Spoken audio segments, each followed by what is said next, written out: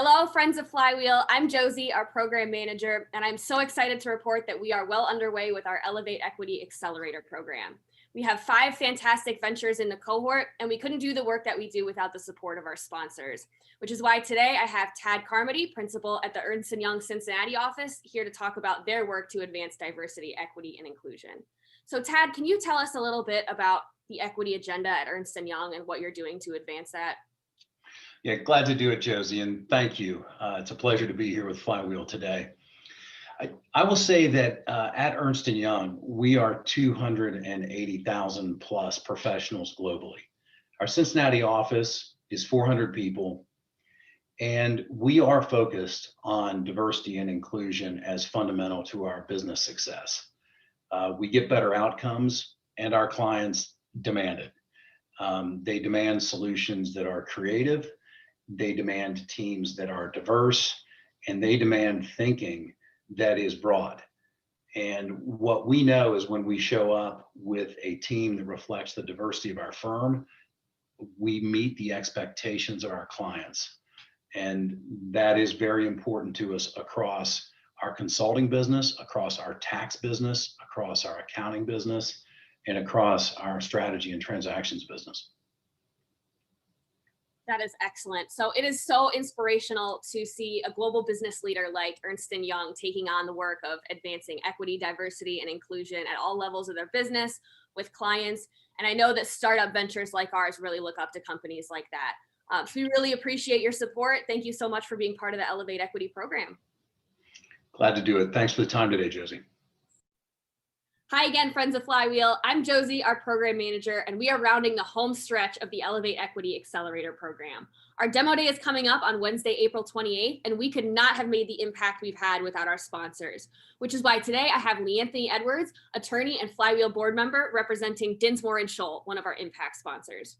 So Leanthony, I'd love for you to tell us a little bit about how Dinsmore is supporting the ElevateEquity program and why equity is so important to you. Sure thing. Thanks, Josie. I think, well, first, Dinsmore supporting ElevateEquity as a sponsor and then also helping out some of the members of the cohort with their legal services. And it's been really great for our attorneys to get involved and work with these, get our hands dirty, so to speak, with some of these members of the cohort. I think equity is important just because it's not unique to the legal field, but I think equity can be served at all levels of society and in government. And at Dinsmore, we are committed to being a part of the solution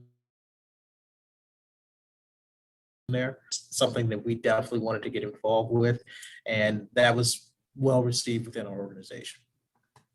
Thank you so much, Leanthony. Dinsmore has been an incredible partner of ours through the past few accelerator programs, supporting our founders with their legal needs, advocating for our social impact in the community, and being a sponsor for our programs to help accelerate our founders. So Leanthony, thank you so much. Thank you, Dinsmore, for the support, and we hope to see you all on Wednesday, April 28th at Demo Day. Hi, Flywheel fans. I'm Josie, our program manager, back again to highlight one of our ElevateEquity impact sponsors. We're halfway through the program at this point and couldn't be making the impact that we do without the work of our sponsors to inspire our entrepreneurs to pursue equity and to provide the resources to make their impact. So today I have with me Danielle Wright, Chief Diversity Officer of EW Scripps, here to tell us a little bit about their company and what equity means to them. So Danielle, I'd love to hear a little bit about what equity means to EW Scripps and why having a program in this community like this is important to you. Great. So as you indicated, I serve as the Chief Diversity Officer. I will celebrate 3 years in the role this month on April 18th. And I will share with you that when I was tapped with being the Chief Diversity Officer, it was both exciting and overwhelming at the same time. EW Scripps is a 143-year-old company. So what I could add to the matrix in terms of its evolution from newspapers to podcasters to radio to sticking with local broadcast television and now moving into the programmatic side from Kate's and Ion, all of those things that we serve as a company right now. That was sort of exciting. So I was tasked with developing the equity, diversity, and inclusion strategy. I am very excited that you promote equity as the first piece. I am very intentional. We were very intentional in making equity the first letter. Oftentimes people call it diversity and inclusion, but I think of it as a formula. You cannot get to equity without having diversity and inclusion. And equity for us is the end game. So this is perfectly aligned with what we pursue as a company. We're building on a very strong foundation. We're 20 years into this. We've been doing this for a very long period of time, starting with attending diverse journalism conferences and having inroads into historically Black colleges and universities and endowing. In response to your question, I would say elevating equity is important for 3 reasons. First, it's the right thing to do. Second, it's good for our consumers. It's good for our employees. It's good for our stakeholders. And then finally, it is, I think, in terms of evolving, as demographics evolve, it's important. It's important to acknowledge that things have changed over time. So those are the reasons why I think it's important. Absolutely. Those are 3 very powerful reasons. And we are so lucky to have sponsors and partners like EW Scripts working together with us to elevate equity in this community. So Danielle and everyone else out there, we hope to see you at our demo day on Wednesday, April 28th at 4:45. Tune in on YouTube to see our 5 companies, as well as our keynote speaker, Regina Carswell-Russo. Thank you so much, Danielle. Thank you.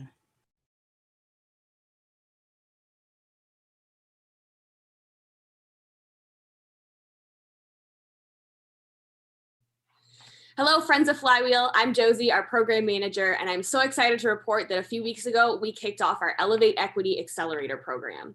We couldn't do the work that we do without our sponsors who enable us to provide the resources and make the impact that we have on startup companies. So today, I am so excited to introduce Don Stock, Business Banking Market Manager for PNC Bank, who is our program sponsor for the Elevate Equity program. So Don, I'd love to just know, why did PNC Bank decide to step up as our program sponsor for the Elevate Equity program? Yeah, thanks, Josie. I really appreciate it. And we're really proud to be this year's program sponsor for the Elevate Equity. You know, we thought we hit the grand slam when we partnered with Flywheel for Sustainable Cincy, and now we're back. You know, we're going to hit the back-to-back homer with the Elevate Equity. So we're really, really excited. You know, unfortunately, you know, programs like this are needed. But fortunately, I believe that the time is right now, working with organizations like Flywheels, you know, as well as companies like PNC Bank. You know, when you think about, you know, what we do on a daily basis, you know, companies like ours need to step up and make a difference. And that's where I think we're going to get the biggest impact going forward. You know, we have a huge D&I initiative, you know, at PNC. You know, 100% of our lines of businesses and employees are expected to step up and advance inclusion. And, you know, it's really making a big difference working within PNC internally as well as externally. And it's just showing up in so many different places. You know, when you look at the areas that we're focusing on, it's workforce, which focuses on seeking and developing diverse talent, you know, especially in the manager ranks, you know, because we have a lot of diversity across the company, but we need more at the manager ranks. And so we're making a concerted effort to improve there. Workplace, which focuses on fostering inclusion in cultures, which has been great working with the various groups that we have. Focuses on the ever-changing market. You know, it's just continuing to change, and we need to change with it. And so we're just really proud, you know, of what we're able to do, and we just feel like, you know, the time is right, and we're going to be able to continually, you know, make more impact individually for our employees, you know, as well as externally working with partnerships like Flywheel. That's excellent. We really appreciate the support. And I know that our founders look to businesses like PNC as role models for advancing equity at the level of big business. So Don and PNC Bank, thank you so much for your sponsorship of the program. And we hope to see you guys at Demo Day. Thank you.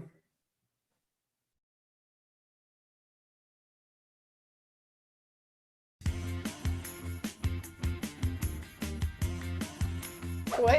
Hi, I'm Bill Tucker with Flywheel's Social Enterprise Hub. We've been working in this ecosystem for about 5 years in this community, and one of the things we really love about it is the collaboration. And let me tell you a story about that. You see, we run an accelerator for startups. It's called Elevator.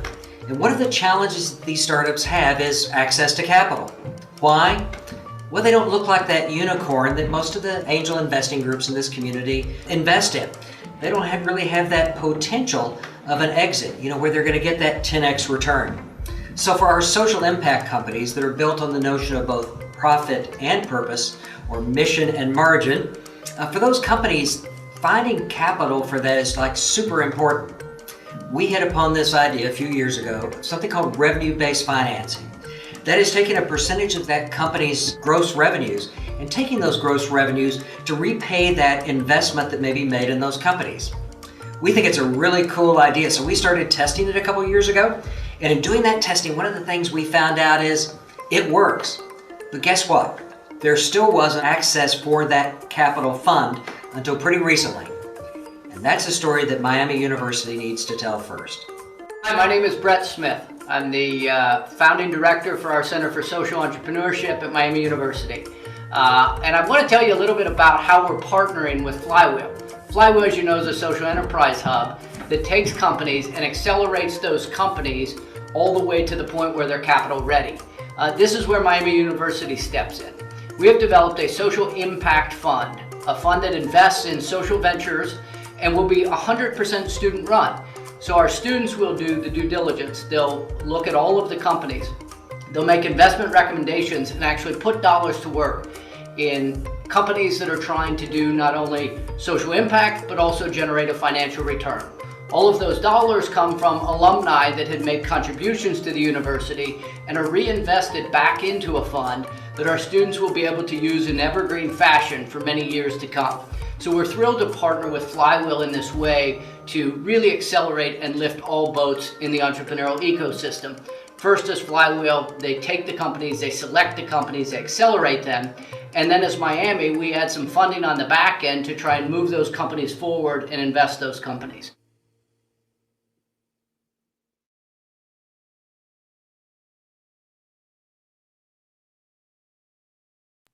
All right. Are we live? Are we doing this? Let's go. Let me get my screen up here. For all that I've been telling our founders for 8 weeks, right? Have your PDF up. Let's go. All right. Hello. Happy Wednesday to everybody watching in the live stream audience. Welcome to ElevateEquity Demo Day. We are so excited you're able to join us. For those of you who logged in at 4:45 or before now, you've probably heard this plenty of times already. But I'm Josie, I'm Flywheel's program manager, and it has been my absolute privilege over the past 8 weeks to coordinate this program and work with these founders. We really wish you could be here with us at Union Hall, but we're so glad you could join from wherever you are. So before we get into tonight's activities, I just wanted to pause and reflect on everything that brought us to this point. The ElevateEquity cohort comprises 5 amazing founders who consistently brought their A game over 8 weeks straight. They have grit, they have vision, and I can't wait for them to share their stories with you. We didn't do this alone, though. The founders were supported by 17 coaches and 25 contributors who all range in expertise and experience, but they're all united in their passion for accelerating social impact through entrepreneurship. And underlying it all, we were supported by 5 incredible sponsors from all over the local business community. So together, we've spent the past 8 weeks working toward one goal: elevating and advancing equity in this region and beyond. Now, speaking of our sponsors, I have to give a special shout out to the companies and organizations that made this program possible. They not only provided the support and resources for us to operationalize this whole thing, but they also stepped up to really amplify our message around equity and the importance of supporting diverse founders. Our program sponsor, PNC Bank, our demo day sponsor, Queen City Angels, our impact sponsors, EW Scripps, Dinsmore and Scholl, and Ernst & Young, are all leaders in the business community when it comes to advancing equity for their employees and clients. We are so lucky to have their support, and we appreciate their leadership. Now, Eric Weissman will tell you it takes an ecosystem to raise a startup, and we couldn't ask for a better ecosystem to call home than Startup Cincy. So these partners that you see on the screen played a critical role in the success of the ElevateEquity program. They recommended founders for selection into the cohort, they spread the word about ElevateEquity, and they advocated for our cohort members in their own networks. We really appreciate their support, and we look forward to continuing this work together. So now that we've all taken a moment to appreciate the teamwork and the effort that it took us to get here, let's talk about what you can expect this evening. So we have 5 fabulous startups here to pitch. They'll each have 5 minutes to share their venture with you. After that, we'll hear from our keynote speaker, Regina Carswell-Russo. Regina is an award-winning communications professional here to talk about how changing your lens can change everything, the journey from employee to entrepreneur. And when we conclude that, we'll have a very special announcement from our demo day sponsor, Queen City Angels. So be sure to hang on for that. All right, my friends, it's time to get the party started. I'm so excited. As we move through the pitches, be sure to keep an eye on the chat for ways to connect with our founders and follow up after the program. We'll be dropping their contact information in the chat, as well as a few other opportunities to get connected with Flywheel and our sponsors. So, kicking us off this evening, we have a venture that is making math mastery fun and culturally inclusive for the very young. Coached by Marina Hopkins, Joan Kaut, and Pete Effler, here is Mathematician Jr. Good evening, everyone. It has been a tremendous experience with ElevateEquity. Thank you, Josie, and welcome. Can everyone hear me okay? Yep. All right, hello, my name is Amira Bello, and I'm here to talk to you about Mathematician Jr. Math Jr. is a company that I started because of my own struggles that I had with mathematics, and I didn't want my children to experience the same. So I was fortunate enough to spend some time in Japan where I was able to see the power of the abacus. I saw really little kids doing really big math using an abacus. And Math Jr. was created with just that in mind. Our program accelerates foundational math acquisition skills for children ages 3 to 6. We developed a system that includes culturally conscientious and empowering material, along with our patent pending modernized abacus that we appropriately call the Junior Counter. Let me tell you about one of our early adopters, and his name is Ade. Ade is a great kid. He's energetic. He has infinite potential, and he just turned 5. Ade's mom, like millions of other parents of preschoolers, she just wants her child to have a strong foundation in math and for him to be comfortable with the subject. She found us while searching for tools and programs designed to help Ade master math early.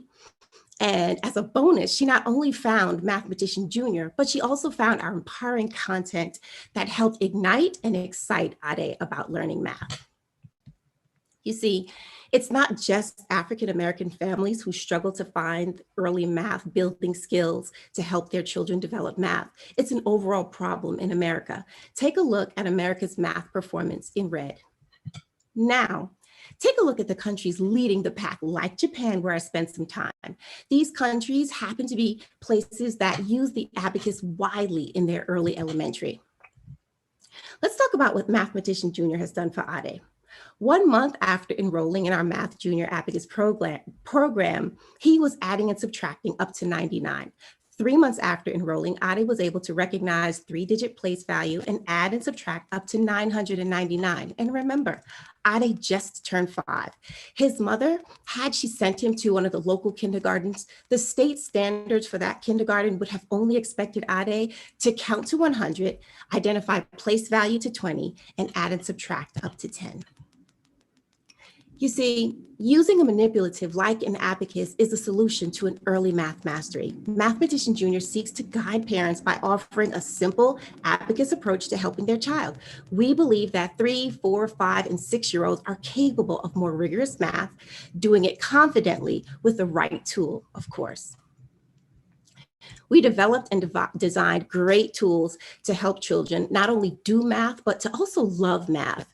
You're not going to find anything like it anywhere else. Our Junior Counter is our redesigned, modernized abacus. It's 3 units in 1. It's progressive, adaptable, expandable, collapsible, and children like Ade love to do math with it.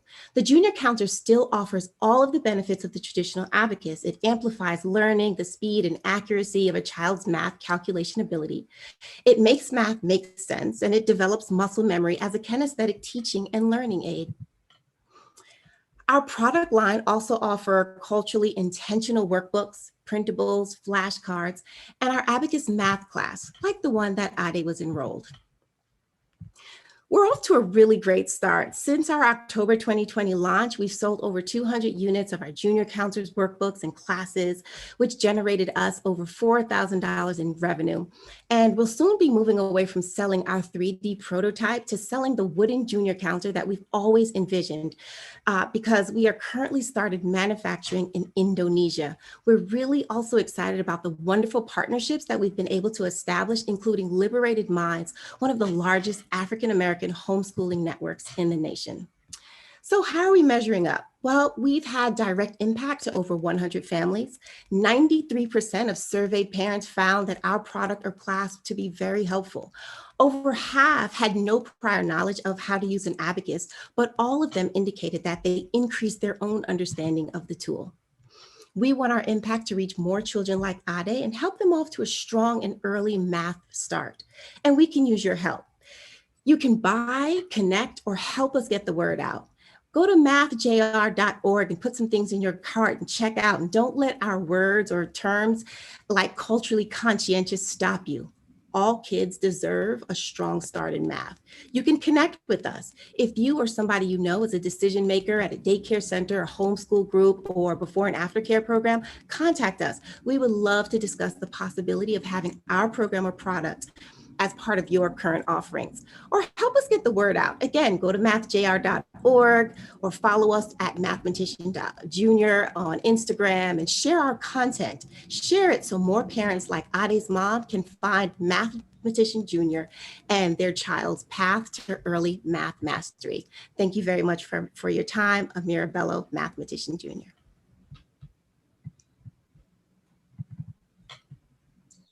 Thank you so much for starting us off so strong, Amira. And you guys, Amira's contact information is in the chat for anyone who's ready to get mathematical, so definitely check them out.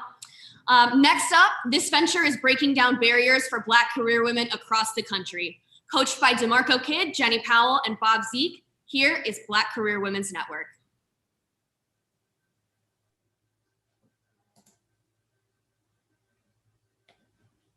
Hello, everyone. Hi, my name is Sherry Sims. I am the CEO and founder of Black Career Women's Network, an organization that supports the professional development of Black women.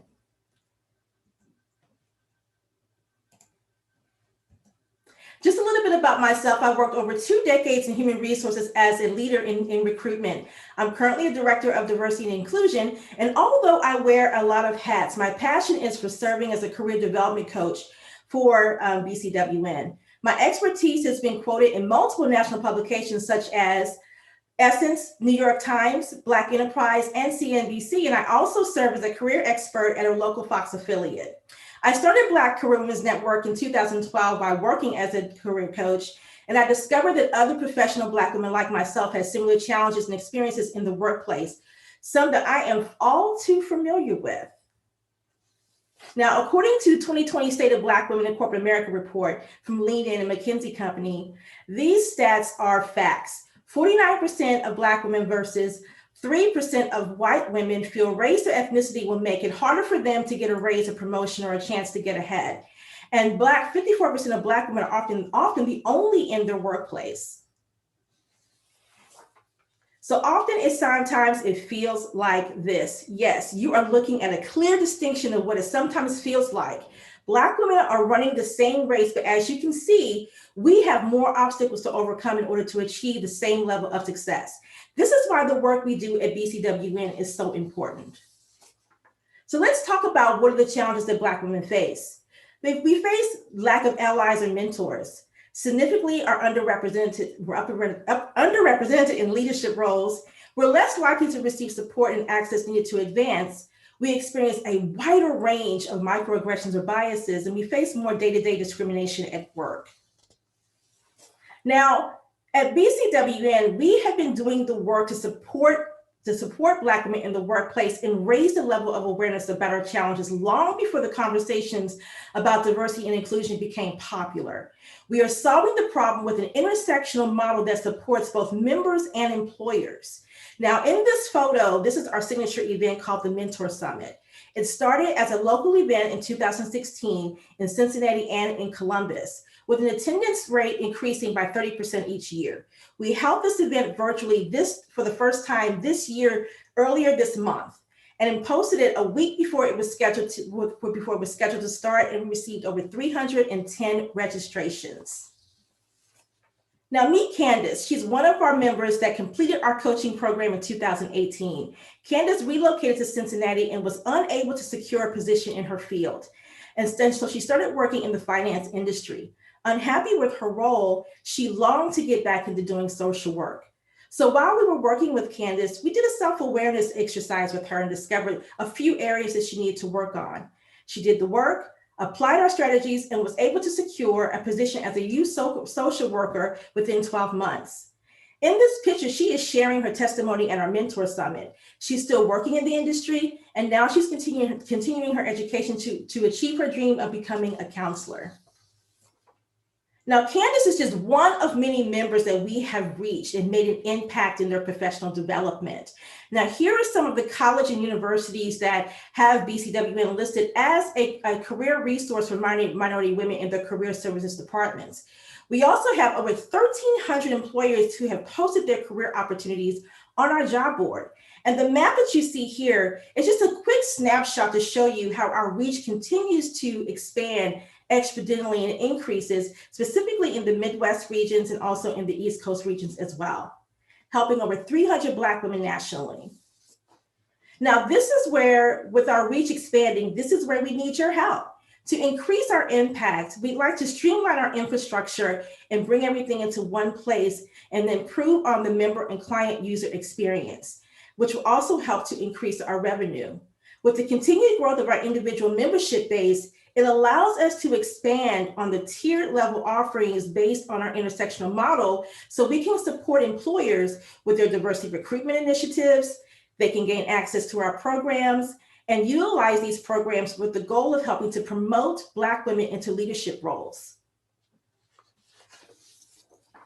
I want every Black career woman to be empowered to work in her highest potential, have equal consideration for opportunities, access and support for professional growth, and be equipped to handle the complexities of the workplace while experiencing freedom and fulfillment at work. Help me to expand on our reach and our mission of professional growth and support for Black women all across the world. Are you ready to make a difference? Become a partner, become a corporate partner, and help us to expand our reach and support Black women. You can contact me using the information on your screen. Thank you. All right, Sherry, thank you so much. You guys take a look at the chat for Sherry's contact information and be sure to check out her new mobile app coming soon to the App Store. All right, next up, this venture is providing impactful in-school support for the underserved youth of our region. Coached by David Ioha, Trisha Morris, and Fred Helkowitz, here is First Generation Leaders of America.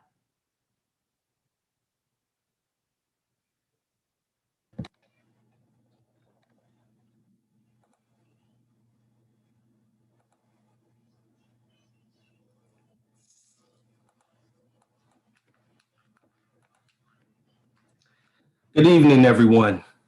Did you know 10 million children are living in poverty in the US? And even in our own backyard, there are 26,000 of those children are living below the poverty level.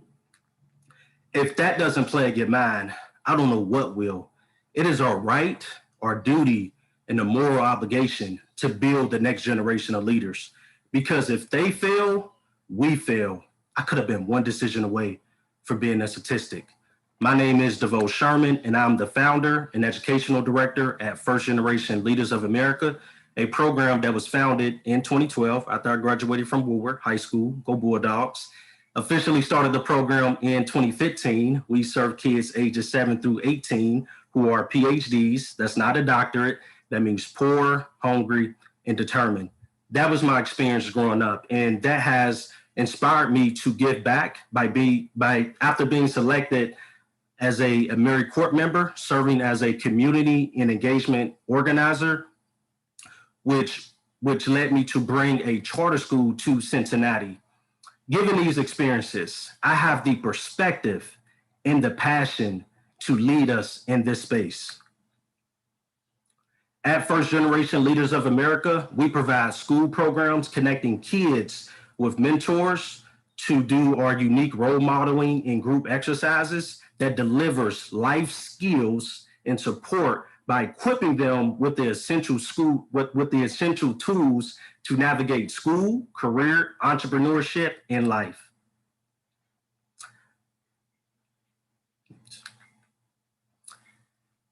We want to help reduce incidents of crime, crisis, and school costs by providing relevant and relatable mentors to support under-resourced schools, and to also reintegrate those kids back to do our in-school intervention.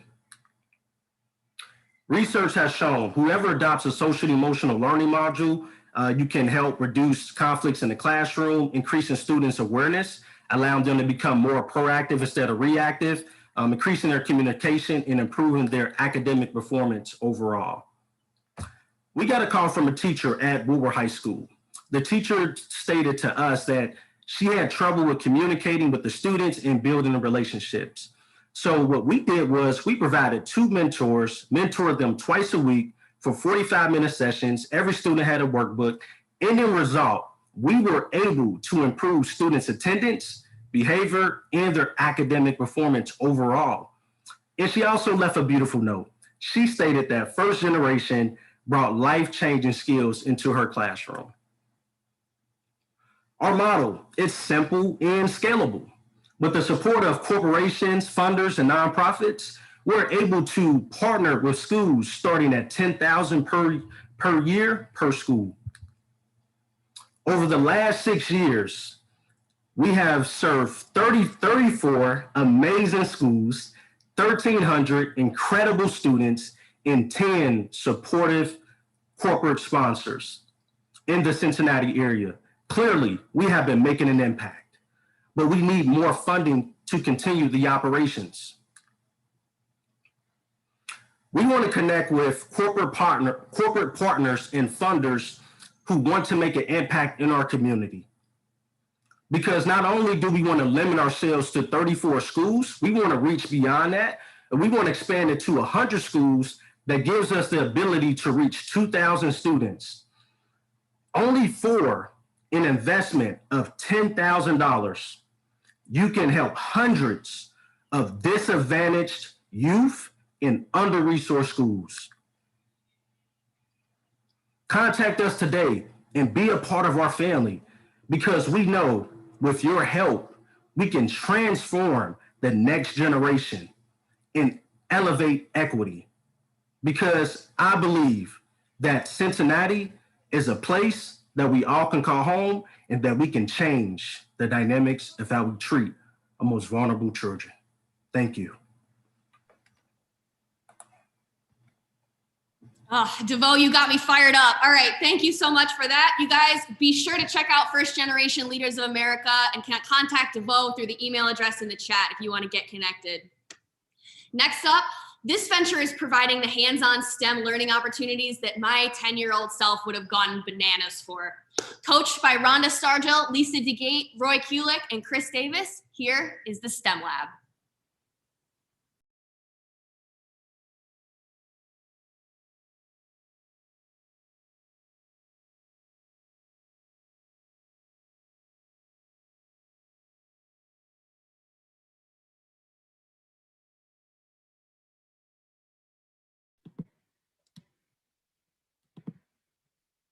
Sorry about that. Thank you all so much for creating this opportunity for us. 21st century global technology and learning is moving extremely fast, but most kids in the United States are just not ready to compete. We expect to see a 20% growth in STEM careers. That's science, tech, engineering, and math. That's over 9 million new jobs in 2025. So what's contributing to these deficits and these gaps?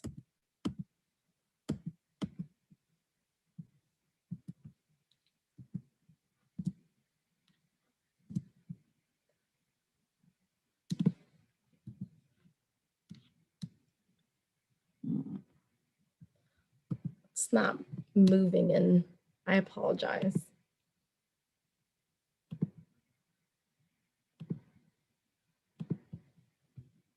Okay, I'm sorry, let me start over. I apologize. 21st century global learning and technology is moving extremely fast, but most kids in the US simply aren't ready to compete. We expect to see a 20% growth in STEM careers. That's science, tech, engineering, and math. But we have deficits and we have gaps. So why are we experiencing some of these talent gaps so that we can't fulfill those jobs, those 9 million new jobs by 2025? Let's look at some of the issues. One, we have proficiency problems. Just in Ohio in 2019, eighth graders, only 38% of them were proficient in math. Of those, white students scored 34 points higher than their Black students. Those numbers were similar in science as well. We're also seeing racial and gender underrepresentation in the STEM workplace, where only 9% of the STEM workforce are Black and only 24 are women. We're also seeing a lot less time during the school day for hands-on experimentation in actual science classrooms and labs, and problem solving and critical thinking doesn't really have enough time to take place. So how are we fixing these gaps so that we can create the next generation of future scientists and inventors? Well, I'm Chelsea Clark, the founder and CEO of the STEM Lab, and I'm helping to solve this problem. You know, as an educator, I was extremely bothered and frustrated by the fact that our kids didn't have the time to dig in on that hands-in learning, experimentation, and problem solving so that they could apply it to other areas of academia. So in 2017, I was accepted into the Mortar Business Incubator, along with 29 other companies in Southwestern Ohio. Fortunately, we were the Judge's Choice Award winner. And so 4 months later, my kids, Ethan and Elena, we opened our very first 2,500 square foot facility in Sharonville. And sure, STEM labs aren't new, but our model has the best integration of educational services and a retail revenue to make it very scalable. In terms of our curriculum model, we'll start with the foundation. That's problem solving and critical thinking, which is embedded in the fabric of what we do. It is hands-on. We would shoot for early access to STEM education. And then we make sure that it's interdisciplinary, pulling and drawing from different content areas to make for fun and engaging confidence-building curriculum. We also have unique community partnerships, like this one, for instance, where we partnered with the church from a grant to do bicycle engineering. Because of that partnership, we've been able to touch over 75 kids in mechanical engineering and introduce them to the love of STEM. So with this model, we've been able to engage more than 3,000 students in this region. While we create these meaningful opportunities and access, we couldn't do that without an amazing revenue model. Let's look at the intentionality of the first major stream that we receive. That's through our parent population. We host STEM camps that are summer long, all throughout the year. We have science-based birthday parties. We have weekly STEM classes, and we have a membership platform that has just launched that helps to create consistent engagement for our students. And then we work with schools. We work with more than 24 schools, and last year was a bit of a doozy. Because of the pandemic, I had to go virtual. So I created these STEM kits. We've sold over 800 of these STEM kits with our schools. The students prepare, they receive those STEM kits, and they perform the experiments and the activities that have science, tech, engineering, and art and math. And then they come into our virtual classroom. That is the element that we're seeing take off with our digital footprint. We also provide coding classes, robotics, and then Lego engineering. What makes us unique is that we can provide these programs during and after the school day. We also work in the community, receiving direct payments from organizations like Girl Scouts and sponsorship for Lego leagues. So when it comes to our market, one of the biggest drivers are the after-school enrichment market, as well as global technology. We're hoping to touch an additional 10,000 students here in Cincinnati in the next couple years. And when it comes to global ed, we're going to see this market explode to $352 billion by 2025. We only want to sell 1 million more STEM kits to help create more access. So with a proven system and a passion for engagement, we've been able to create some amazing partnerships, receive grants. And what I'm most proud of is our first Lego League opportunity, where we had students receive the Judge's Choice Award for the only community-based team at the regional qualifier. And then for Cincinnati Public Schools, we were able to increase math and science scores by 12%. So Our story would not be complete without first touching on some of the lives we've impacted. Here's Korea. She was one of our student interns last year, and because of her field study experience, she's here presenting that with us. She was able to receive a STEM endorsement from the state of Ohio that amounted to over $20,000 in STEM-based scholarships. We've had kids here for 3 years plus in our program, so much so that they enjoy it.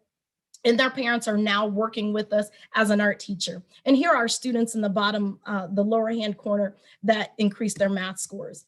So the demand is here. We're seeking investment and partnership to build capacity. We've been frugal and intentional with our revenue, and we've outgrown our former space. And during a pandemic, we recently moved into our 7,000 square foot center. We need to help increase staff, which helps build capacity, additional facilities throughout the Midwest, and then expand from there, and then help with the manufacturing fulfillment so that we can launch these kits on a global and most immediately a national platform. All introductions are extraordinarily meaningful. We appreciate your time. We would love for you to join our STEM family, and you can reach us at the information that's on your screen. Thank you so much, and let's go STEM. Thank you so much for sharing that with us, Chelsea. You guys, Chelsea's contact information is in the chat, and summer camp registration is open, so be sure to check them out. All right, taking us home this evening is a venture that will empower your workplace to be more diverse, inclusive, and equitable. Coached by Adam Little, Eric Ross, and Sandy Hughes, here is Queen City Certified.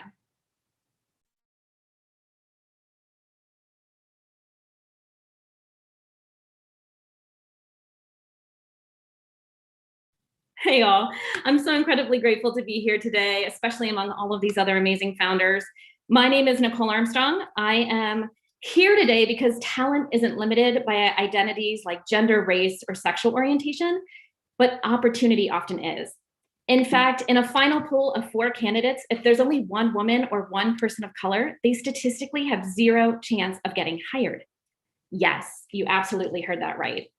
Now, in 2018, I founded Queen City Certified, the nation's first employer certification and leadership program for workplace equity.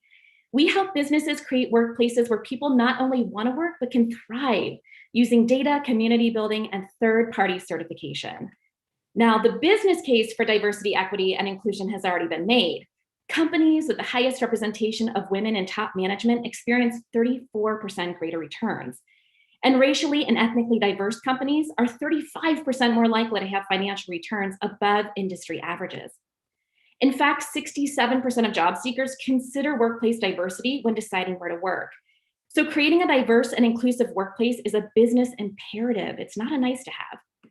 And that's why it seems like everyone is talking about diversity, equity, and inclusion today.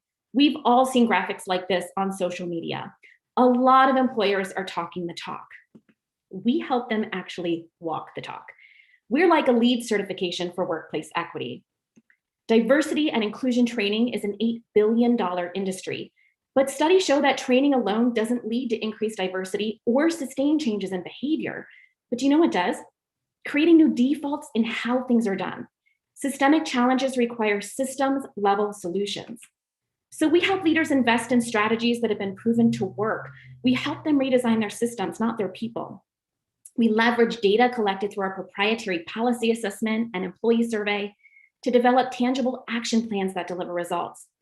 We provide ongoing access to a growing network of peers, thought leaders, and alumni through collaborative learning experiences. And we celebrate and recognize employers that are leading by example through third-party certification. We are the first to market with this certification model. In 2018, I was one of 2 people to receive a $100,000 fellowship through the Hale Foundation. And since launching our social enterprise, we've generated over $145,000 in sales. We've hosted 7 cohorts and worked with over 70 business leaders representing 30 employers. Now, certification is the beginning of the journey, not the end. It must be renewed every 2 years. This encourages continuous improvement and provides our company with recurring revenue. Creating a diverse and inclusive workplace is a challenge for all employers, and yet large consulting firms primarily serve large businesses. DEI consultants can't offer certification, and top workplace lists don't provide a collaborative learning environment or data-driven action plans. Our customers include people leaders employed at US-based organizations with about 50 to 2,500 employees. And there are currently 520,000 employers in our target market. I'd love to introduce you to one of them. So Kyle is the VP of HR at a leading cultural institution and a member of one of our very first cohorts pictured here. Hiring and retaining top talent is very competitive in his sector. As a result of participating in QCC, his organization completely reimagined its benefits, policies, and practices. He recently shared with me that job candidates bring up certification in interviews. In fact, he's had multiple people turn down higher paid positions with other employers because of his organization's commitment to meeting the unique needs of its employees. Not only has recruitment improved, but he's seen significant reductions in employee turnover. Our model is working. In 2019, Queen City Certified received a Climb Award for advancing gender equity from the Cincinnati Business Courier and the Cincinnati USA Regional Chamber. And in a recent client survey, 100% of participants said that they would recommend Queen City Certified to a friend or colleague. 97% said that their work with Queen City Certified has been important in developing and achieving their diversity, equity, and inclusion goals. We're a regional business, but our goal is to be national. How we're solving the problem today will lead to an innovative business model tomorrow. We've collected over 1.5 million data elements through the certification process, all while protecting personal data privacy. And the more data we collect, the better we're able to leverage predictive analytics, eventually moving toward an AI model. Our team has experience in social innovation, change management, research methodologies, employment law, and diversity best practices. But to take our business to the next level, we need funding to build out technology and customers to increase brand awareness. And that is where you come in. Do you know an organization that could benefit from our services, or people or organizations that might be interested in funding our work? We need to connect. In the short term, our work results in immediate changes that impact the lives of employees, like expanded benefits and policies. But in the long term, our model helps create new norms, resulting in more inclusive teams and diverse leadership. In fact, a certified law firm in an early cohort increased the number of female attorneys by 20% within 2 years of certification. We provide employers with a competitive edge that's good for our families, our community, and our nation. Ready to join our movement? Email me directly or visit our website to download a 3-step action plan you can use to create a more diverse and inclusive workplace. Check out the link in the chat. I look forward to connecting with you soon, and I appreciate your time today. Thanks so much. All right, thank you so much, Nicole. And like Nicole said, you guys can connect with her through the contact information in the chat. Find more information about Queen City Certified Spring Cohort on their website. All right, I know that was fast and furious. I just want to take 1 second to marinate in everything that we just heard, because this is right about the time that I get really proud and emotional about the success of the cohort and the potential that they have to make impact in this region. This is right about when I would ask the beer hall to give us another round of applause to celebrate our founders. It's just me in this conference room right now, so really proud of them. But moving right along in our order of events, we're not stopping now. So it is my sincere pleasure to introduce our keynote speaker for the evening, Regina Carswell-Russo. Regina was introduced to us through a dear friend of Flywheel, Dora Annam at the Greater Cincinnati Foundation, and we knew right away that she would be the perfect voice to seal the deal on the ElevateEquity program. She's here to share the story of her journey from employee to entrepreneur and how changing your lens can change everything. So when Regina finishes her story, we're going to have a little fireside chat Q&A session. If you have any questions for Regina, founders, put them in the Zoom chat. Audience, put them in the YouTube chat on the right of your screen. We'll get back together in a few minutes. But Regina, thank you so much for being here. The floor is yours. Thank you. Thank you.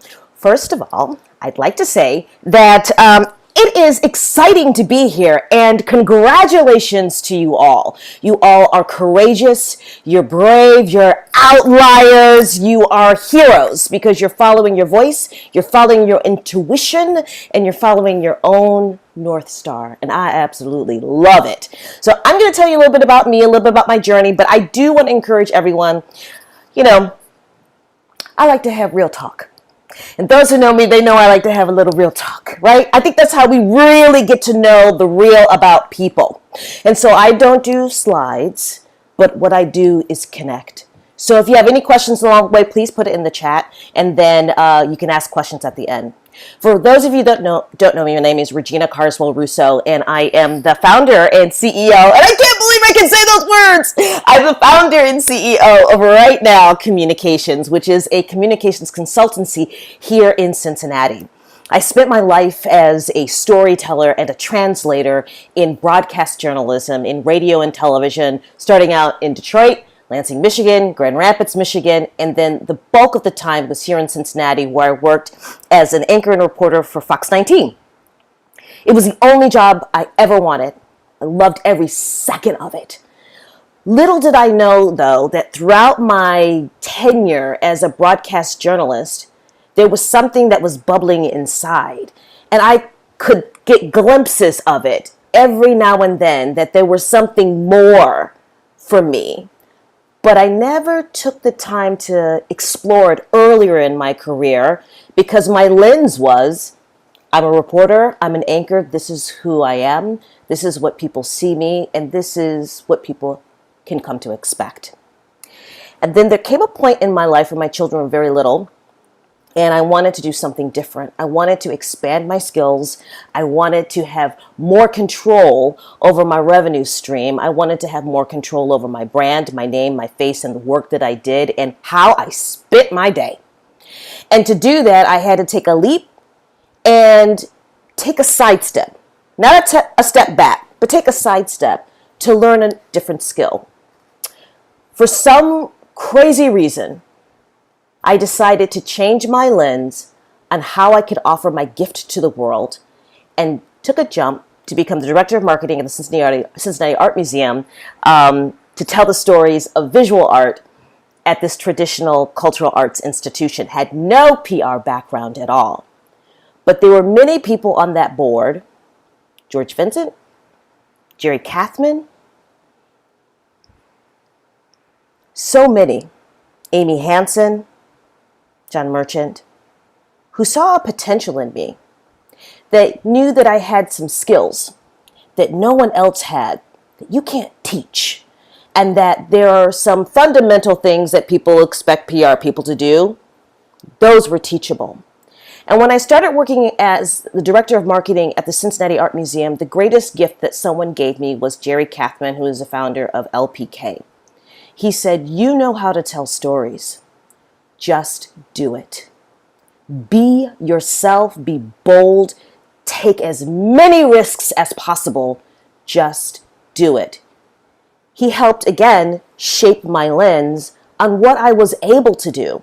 And in that moment, birthed in me agency, that I had permission to be as bold as I wanted to be. And I would have support in doing it. I spent 4 years and I felt like it was going to college. I learned so much there. And then I went to the Contemporary Art Center and became the chief of communications there. Loved it. But then I started to realize, yes, I'm a storyteller and I feel like I'm telling the same stories over and over again. I like diversity. I like helping other people connect their stories to the community. I was in Leadership Cincinnati and I decided to start a small little hustle on the side, a little tiny little PR thing when I was helping people, connect their message to media because it was just kind of easy, low-hanging fruit. And I did that just as a side hustle. And then I decided to quit my job at the CAC, do the side hustle a little bit, and become a stay-at-home mom. And I will tell you, being a stay-at-home mom was the only job I have ever been fired from. It took a year, but my bosses, Roman and Ramsey, decided that it wasn't a good fit. And so my husband had an intervention with me. Sherry knows the story. Had an intervention with me and was like, babe, you need to just be you. And so I turned my eyes onto the work that I wanted to do and how I wanted to spend my day. And I really thought about what that looked like and the problem that I could uniquely solve in the world with my unique gifts. And I will tell you something that I noticed about every single one of you. You all identified a problem that existed that you uniquely could help solve from your lens, from your past experiences, from your unique skills and talents, from your network, from your voice. And you own it. And I want you to own it. And so many times people are afraid to take a leap into the next step because they have not identified in themselves that they actually are an incredibly unique problem solver. When I decided to go out on my own and really start the work of being a solopreneur, I didn't know what I was doing. And the other way I had to change my lens is that I had to ask for help and I had to receive help from lots of different people. One of those people happens to be Sherry Sims, who is here today. The thing about Sherry and I lived in this apartments next to each other, moved to town at the same time. Birthday on the same day, right? We're literally separated at birth. And I remember we were in Xavier University and she helped me hours put my first website together. My first website. I had to change my lens on accepting help, accepting support, and taking just the next step. When I was at the art museum, Doug Warple, who founded Barefoot Proximity, was sitting and talking to me. And he was saying, I had no real inkling about becoming an entrepreneur at that time, but he was giving me advice about how to go about my new way of doing business. And he said, Regina, always ask for what you want. People are ready to help you. Now, as a Black woman in the struggle, used to death by 1,000 cuts, anyone on this, can I see a raise of hands of anyone who knows what I mean by that? Yes.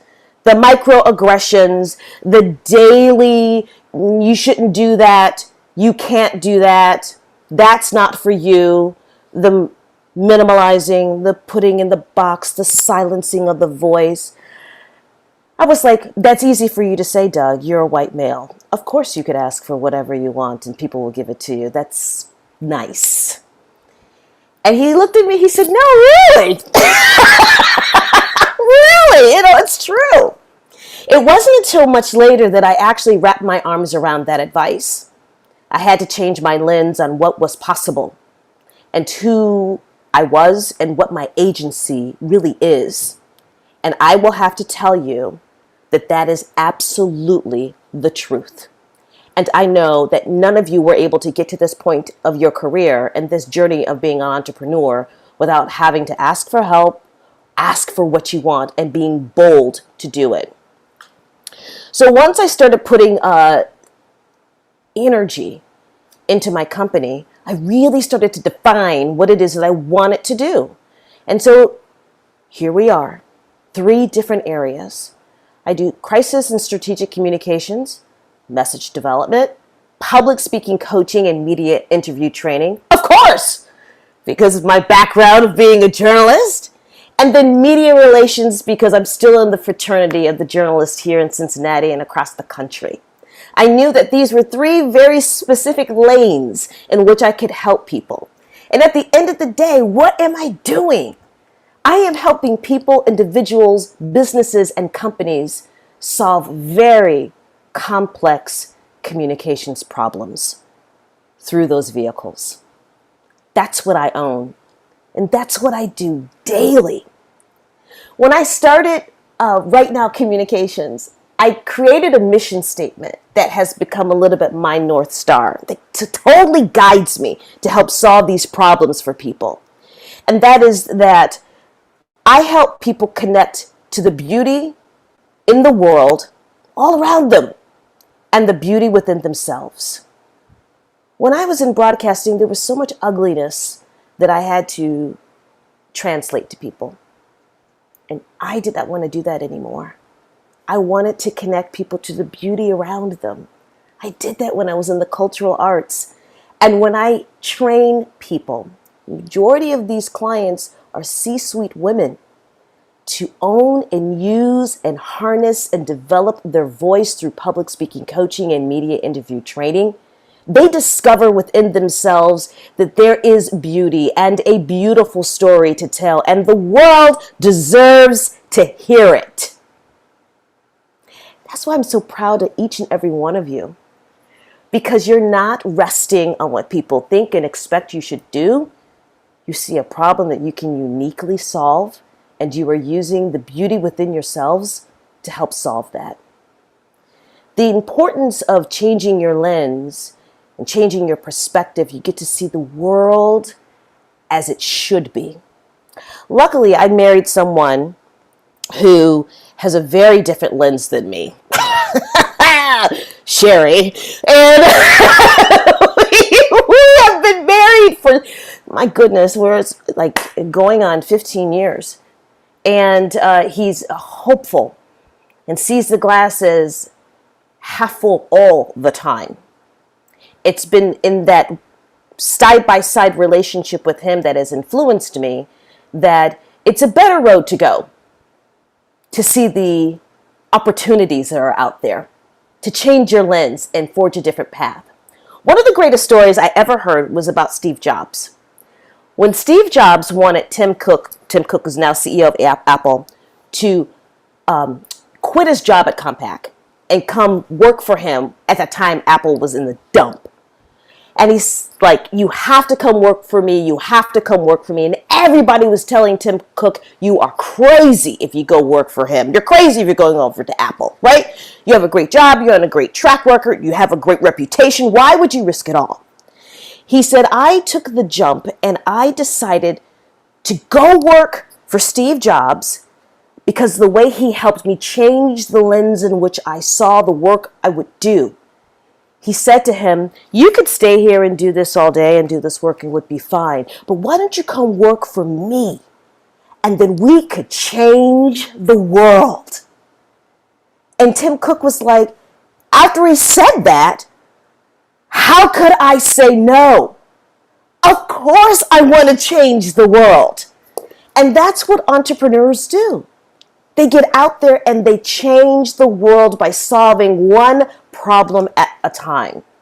And we can't do that without diverse voices. We can't do that without equity. We can't do that without inclusion.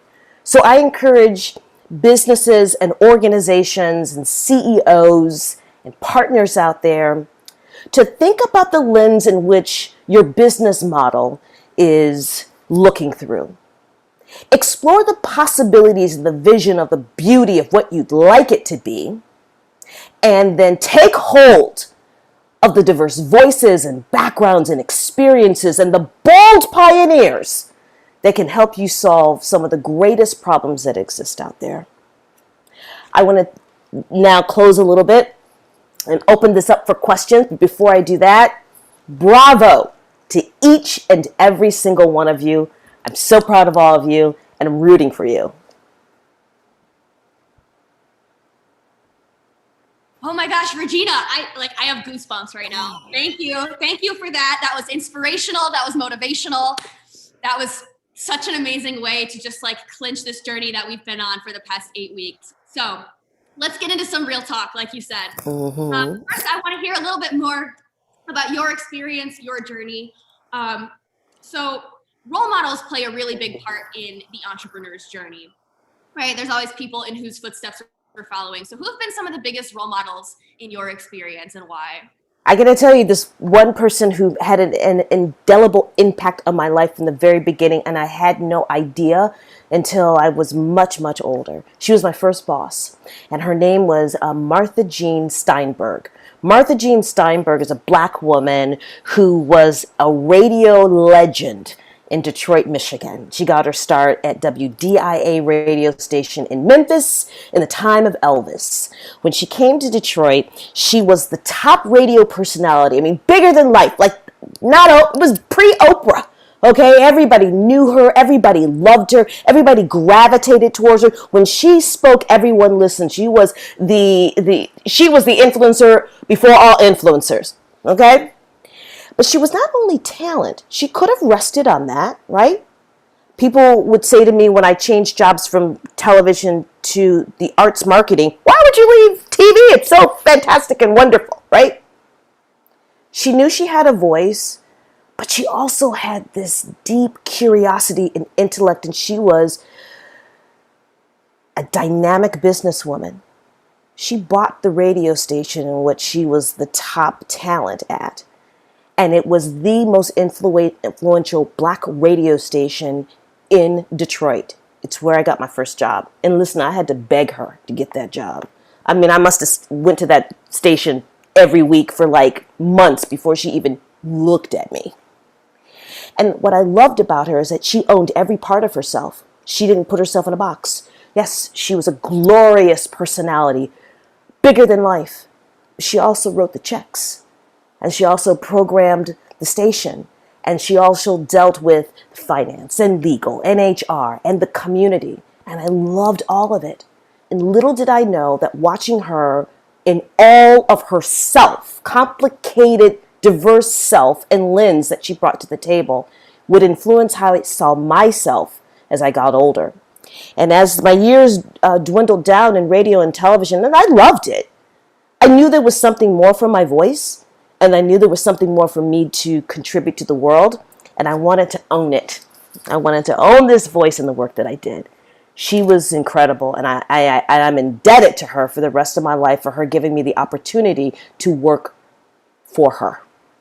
That's amazing. That's such a great story. And like, I'm not even just saying this. We see so much of that in you too, which takes us right into our next question. So in the same vein, you are absolutely a role model for our founders and for other entrepreneurs like you. So what do you hope is like the main thing that they take away from this conversation or this experience? You know, it's funny because I'm learning every day as I go. I'm taking the next best step and taking the next best decision. And when you say role model, that's a big one. I don't think I'm a role model. I would say that I'm a cohort and side-by-side cheerleader. I mean, Sherry has taught me so much. She's been such an influence in the way that she's supportive and walks the walk when she talks about Black career women, right? And identifying when people have that imposter syndrome, because I have it. We all have it, right? We all have it. But so I don't consider myself a role model. I consider myself someone who is a pioneer in the struggle with you. And we're learning together. We're learning by how we operate. We learn about things that work and don't work. And the one thing that I have learned with all of this entire journey is that there are no mistakes. There are only decisions, right? And so if something doesn't work out the way that you'd like, you're informed by that. So now you have new information, and then you just make another decision. I love that. It's literally, it's like I'm bribing you to go from one question to the next. Your next question is, okay, reflecting on your experience, right? What do you wish had been different about your journey, and how can we make that path clearer for other entrepreneurs? I wish that when we're younger, when I was in maybe college, maybe even earlier than that, that we speak to people, and this is what I do for my own children, that we don't limit them into the possibilities of what they can contribute in life. When we are coming up, right, we're like, this is what you should be doing. This is the road you should have. If you have a little bit of strong skills in one area, then, oh, that's what it is. And I wish that we would remove that language and that we would open the pathway to people at an earlier stage of creating something new, creating a pathway that you haven't seen before, taking a non-traditional route for your own happiness, to value balance as well as what you perceive success is, and defining success by your own terms. I wish that that kind of language was integrated more into my life at an earlier age, around the people that my family, and in the schools that are coming up, right? And so all of you that are and all of you in many respects, you're teaching. You're all in many respects teachers. And so the language that you use is incredibly powerful. The words that you curate and select, be mindful, because they absolutely can change the trajectory of someone's life. And I just wish that I would have had a little bit of that earlier. And so the confidence to be able to take this kind of leap would not have taken so long. Yeah, absolutely. Oh, that's so powerful. Because entrepreneurship is so rewarding, but it's so challenging, right? It's not easy, and it especially comes with its own set of challenges when you contextualize it with race and gender and all those other differentiating factors that exist in our society right now. So, how do you, as a founder, practice self-care and make sure you are protecting your own interests and advocating for yourself? This is incredibly important because you're going to have ups and downs, as you all know that. You're going to have times when you're going to have great balance, and sometimes you feel like you've just taken a, transatlantic flight because you've been sitting in your chair for 10 hours a day and haven't gotten up, right? And so you have to schedule it, and it has to be non-negotiable. And that's hard to do when you're balancing family and obligations, but you do. You got to have cut off at a certain time of day. You have to schedule in, I'm going to take a walk. I'm going to get some fresh air. I'm going to the park. I'm just going to go outside. I mean, you have to give yourself a gift, right? No one's going to give you permission to take care of yourself. And when you balance, it's all balance of life, and you have holistic health, physical, emotional, spiritual, social health, then you are able to create, because entrepreneurs are artists. You're creators. You're solving problems, and you're forging a place and a road that hasn't been chartered yet. And you need to fuel back into yourself. No one is going to give you permission to do that. No one. I'm going to repeat that. No one is going to give you permission to do that. You have to give it to yourself. Pay it to yourself. Yes. Founders in the Zoom, aspiring entrepreneurs in the chat. I hope you guys internalize that, because that is powerful. All right. I want to shift gears a little bit. So, in sort of the recent societal conversations that we've been having, for lack of a better description, there's a lot of attention around lived experience and the idea of difference and, things that certain groups or individuals experience that, others of a certain group might not be able to understand without walking in those shoes. Right. So how can we see those different lenses as an advantage, right? How can we tap into that and gain value and appreciate our differences? I'm going to take a pause on that to answer it, because I want to give you a personal example of that. Please. Right? That taught me a lot, which also helped me to change my lens. When I met my husband's Italian. When I met him, I was going to Lincoln Heights Missionary Baptist Church, right? I was in my 30s. I was going to find a black husband, and I was going to have black children, and we were going to have a black family, and this was going to be my life, right? And I met Matt, and he's different in me in pretty much every way. The way he sees the world, the way he was brought up, his idealism, his hopefulness, his lack of pretense, every single thing about him is so different from me. And I didn't realize that the reason why our paths intersected was because it was something that I needed.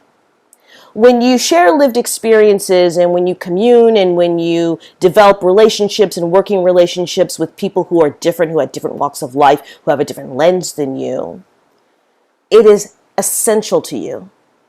You may not know it then, but it is something that you absolutely need, especially entrepreneurs and people who run businesses, in order to understand how to take a different path. The way that he sees the world, it took me many years to see it, right? I would joke that he looked through life with blue-eyed colored lenses.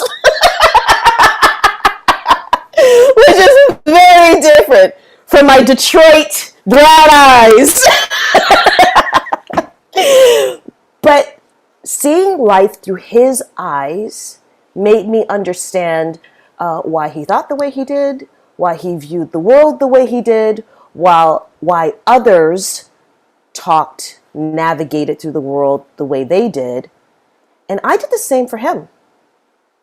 And we've come out so much richer in understanding each other, how we communicate with each other, how we argue, how we move together as a team, because we have understood kind of the road we've walked along with compassion and empathy and great humility.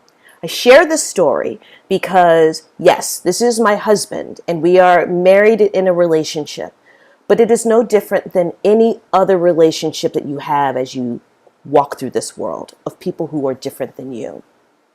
When you open yourself up to view the world through their lens and listen with humility, compassion, and empathy, you have a greater understanding on why they navigate the way they do and how the world could be.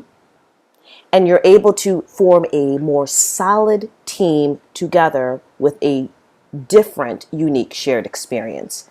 That is always rich because something greater comes from that, doing things and looking at things the same way. Oh my goodness, I am so glad I asked. I wish we could just bottle that, right? Listening with humility, compassion, and empathy for understanding. That is awesome. Okay, so traveling down the same path, taking it back to startup land, right? I think we all are painfully aware that the institutional organizations and spaces that support entrepreneurs, the accelerators, the venture capital firms, are overwhelmingly white and male, right? The stereotypical entrepreneur is the young white tech bro wearing boat shoes in the Bay Area. Even though that is absolutely not true. No hate to those guys, love them, but the world's a lot bigger than that. So what do you think from your experience, from your perspective, what can we do to help those players change their lens and make the field of entrepreneurship more equitable? So how do we help the people who are already kind of brought up in the world that this could be an opportunity and this is the field that you can play in, right? Natural, right? How do we open up their world to expand and share their experiences, invite other people to the table, right? Well, that's a hard one. The only thing that I can suggest is with organizations like this to show the benefit on the upside, right? Of the ever-changing world. We are in a tipping point of a changing global cultural landscape of what people want, what they're going to connect with, what they're going to support. And in order for true pioneers to survive, they must change their lens to do things differently, to be able to connect to the ever-changing cultural global landscape. It's happening, folks. Whether you're comfortable with it or not, this is happening, right? Right.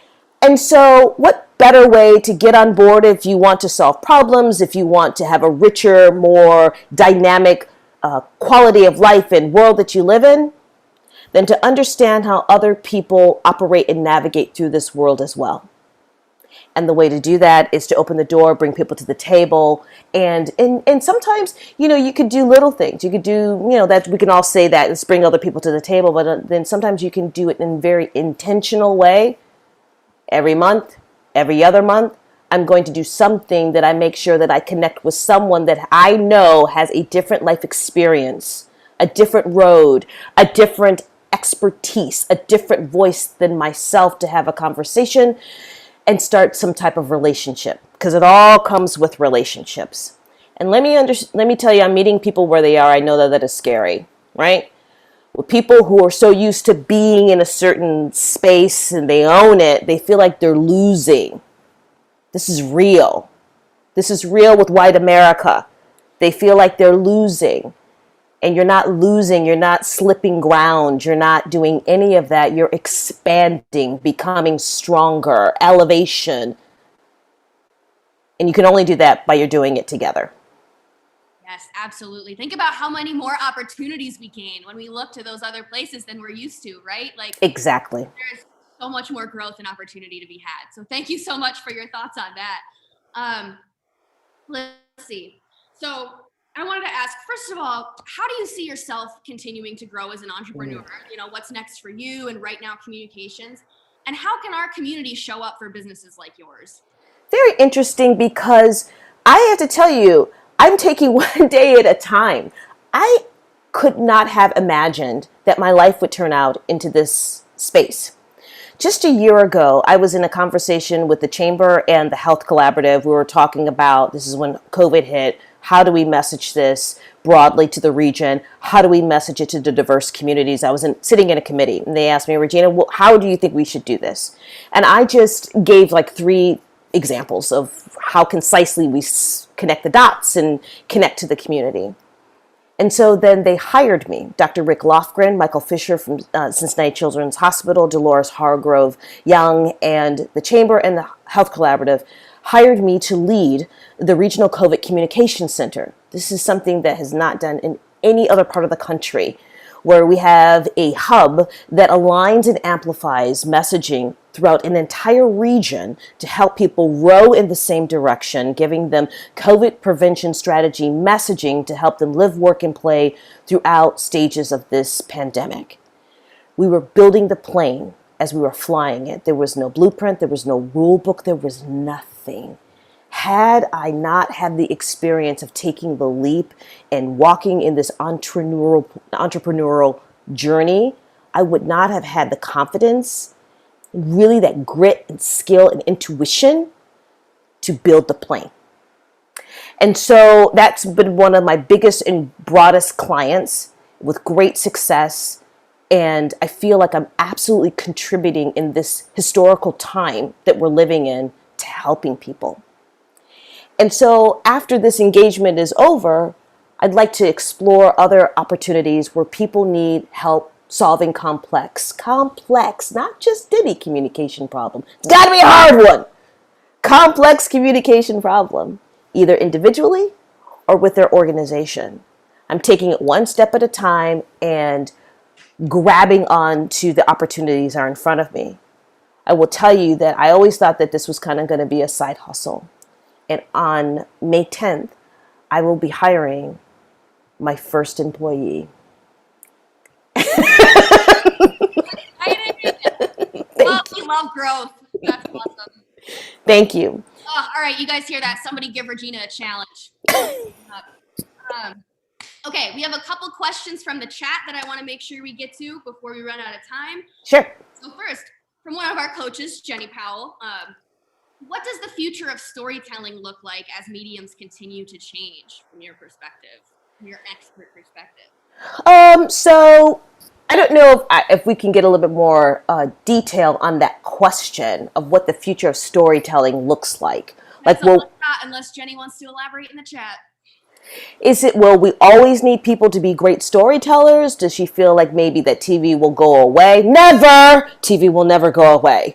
We will always need people to be dynamic storytellers, which is one of the reasons why I feel so strongly about the work that I do, right? I could go and work for people and tell their story. Or I can teach people how to own their own voice and tell their own story.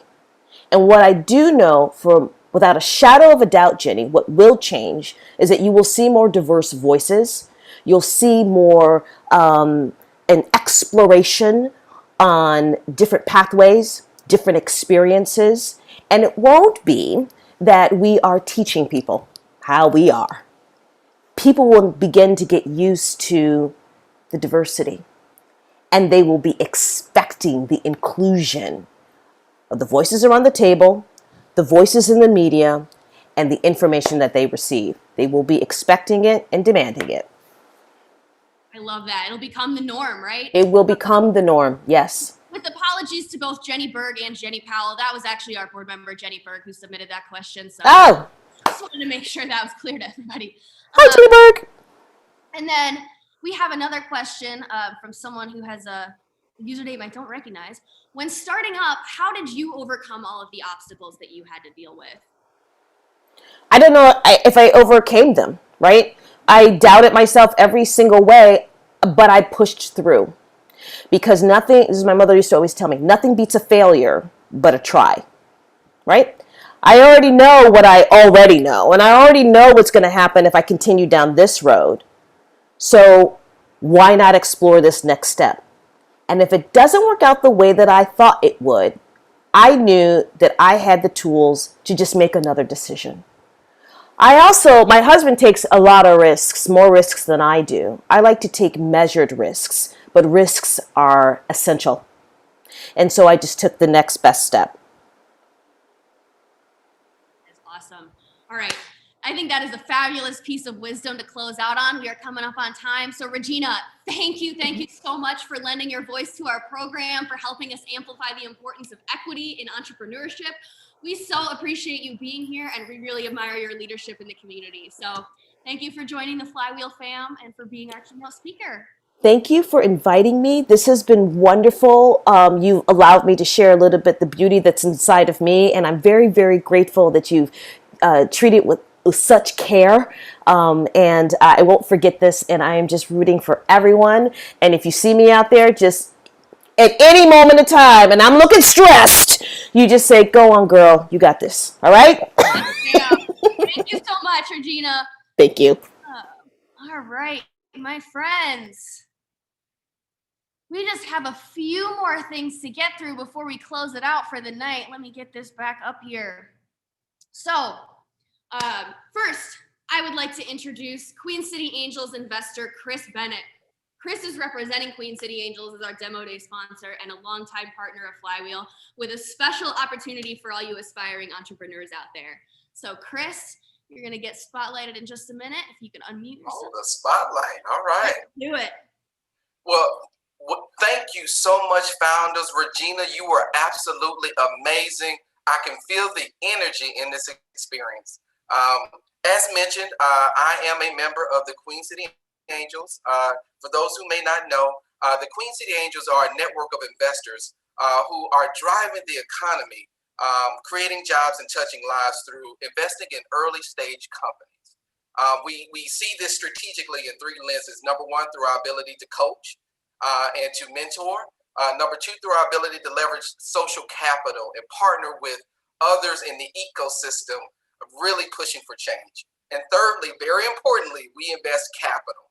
And so in the spirit of one of those lanes, we have what we call our QCA Entrepreneurship Bootcamp.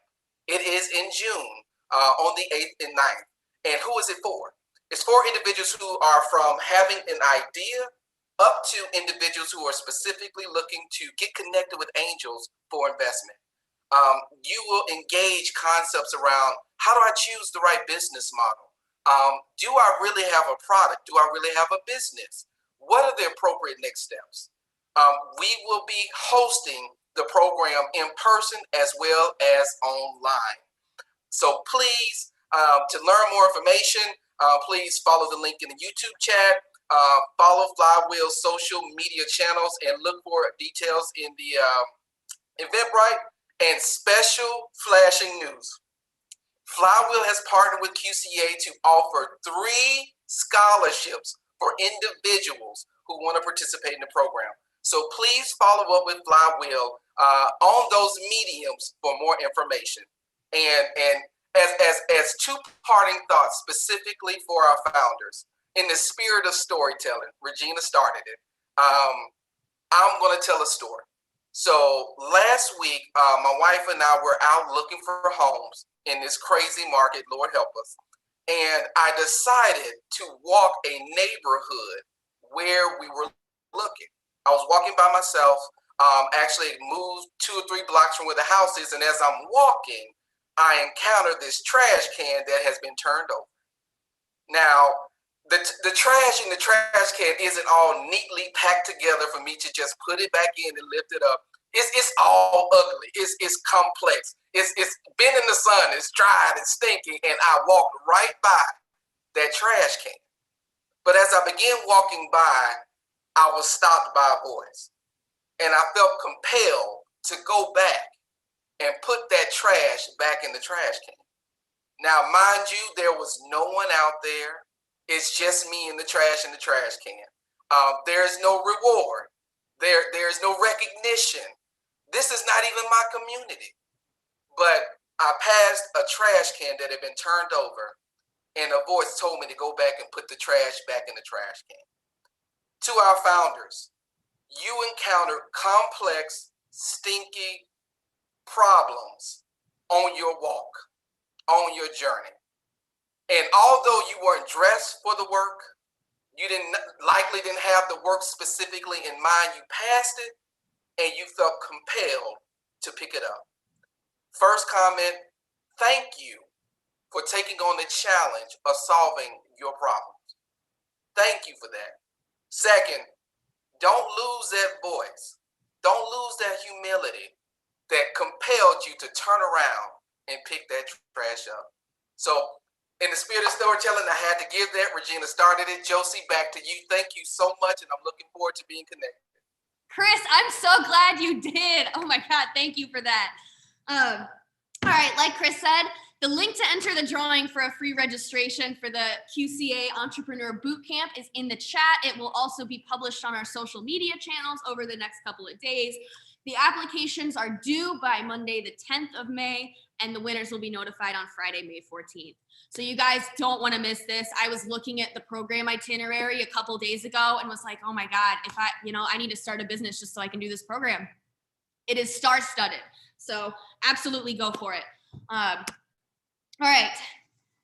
Now I'd like to give you guys a quick preview of what's coming up at Flywheel. So this summer, we're going to have a few monthly programs for entrepreneurs, including workshops, opt-in social enterprise coaching, a few other opportunities.